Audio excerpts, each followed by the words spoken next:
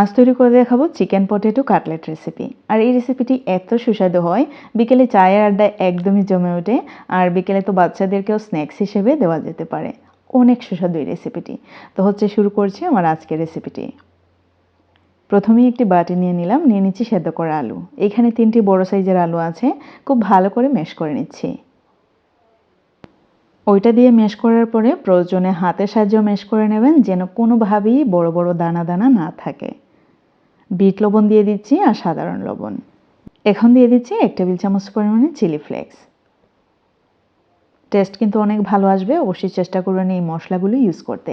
এইখানে আছে হলুদের গুঁড়ো, মরিচের গুঁড়ো আর গরম মশলার গুঁড়ো, আপনাদের পছন্দ মতো পরিমাণে দিতে পারেন। কাঁচামরিচ কুচি দিয়ে দিচ্ছি আর দিয়ে দিচ্ছি আদা রসুনের পেস্ট 1.5 টেবিল চামচ পরিমাণে। ধনেপাতা কুচি দিয়ে দিচ্ছি, পেঁয়াজ কুচি দিয়ে দিচ্ছি। পেঁয়াজ কুচি একটু বেশি পরিমাণে দিচ্ছি, প্রায় হাফ কাপেরও বেশি। আর দিয়ে দিচ্ছি চিকেন।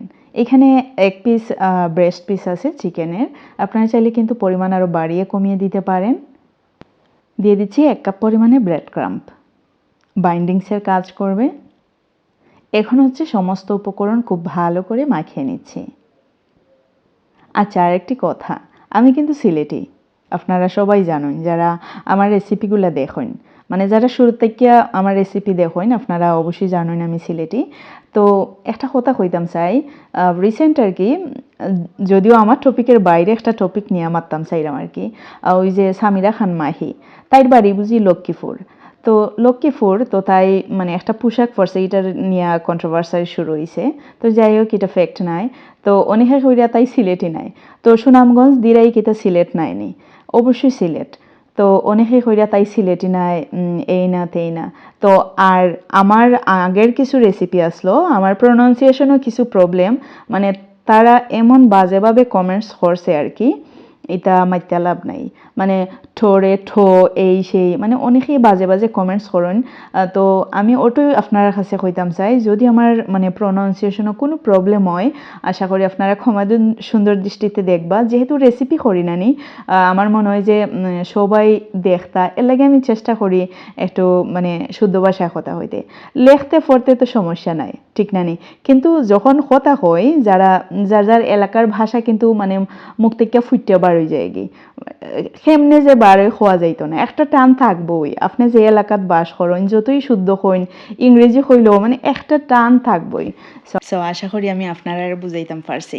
তো আমার ই কথা হওয়ার কারণ হয়েছে কি, আমার রেসিপির মাঝে আমার প্রনাউন্সিয়েশন লইয়া অনেকেই বাদ বাদ কমেন্ট করেন, মানে এটা কোনো রেসিপি হইল নি, আর কি একটা উচ্চারণ এই সেই।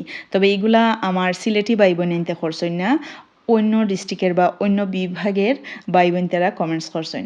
আশা করি আপনারা ক্ষমা সুন্দর দৃষ্টিতে দেখবা, আর যদি বালা না লাগে রেসিপি স্কিপ করবা। আমি কেন আইসি না ফেট ফালার লাগি, ওকে। আমি আমার ফ্যাশন থেকে মূলত করা।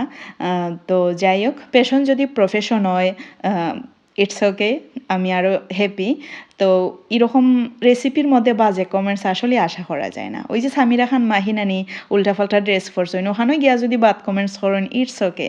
কিন্তু রেসিপির মধ্যে কোনো রেসিপির মধ্যে দরকারে চুপ থাকি, আমি নিজেও যে দেখি কত রেসিপি দেখি নানি, চুপ থাকি, মানে বাদ হইলেও কমেন্টস করার দরকার নাই। কিন্তু মানে রেসিপির মধ্যে খাবার রেসিপির মাঝে প্রনাউন্সিয়েশন লইয়া খাবার নিয়ে কথা হওয়া মোটেও ঠিক নাই। তো আমার রেসিপি আশা করি অত বাদও দেয় না। যাই হোক, ব্রেড ক্রাম্ব দিয়ে কোট করার পরে মানে ফ্রিজও রাখতে পারবা, এমনকি ওই যে বেসনের গুলে দিয়েও এরকম ফ্রাই করতে পারবা। আল্লাহ হাফেজ।